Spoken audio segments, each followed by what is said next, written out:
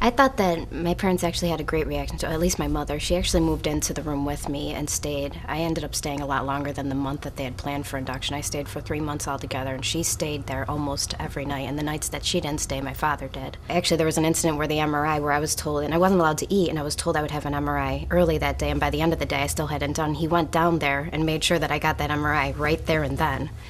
So it's good to have, I think my parents reacted excellently to the whole situation, considering that they weren't, none of us saw this coming.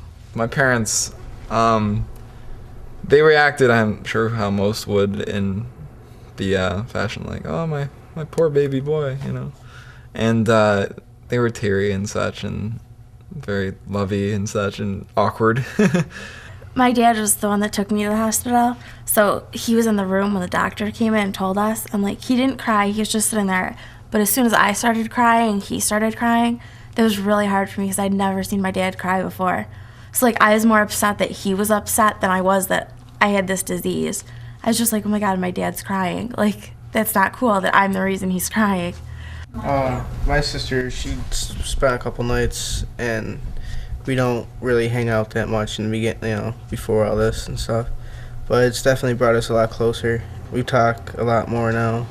That we didn't really have to have the cancer to do that, but that definitely helped our relationship. I have 4 younger sisters, actually. So the youngest are a set of twins, so they were 5 when I was diagnosed.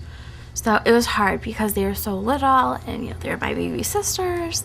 But so they'd come up to the hospital and visit, and for them, because they were so young, it was more about let's have fun than it was, oh, how are you doing?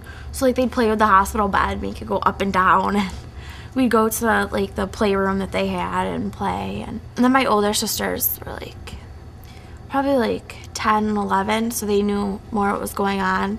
So they'd ask me about it, and I told them, I'm if you have questions, just ask me. Don't be afraid.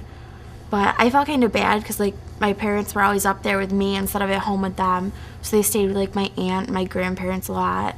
So I felt kind of bad, like I was taking my parents away from my little sisters. So, but it brought us closer. It definitely brought us closer.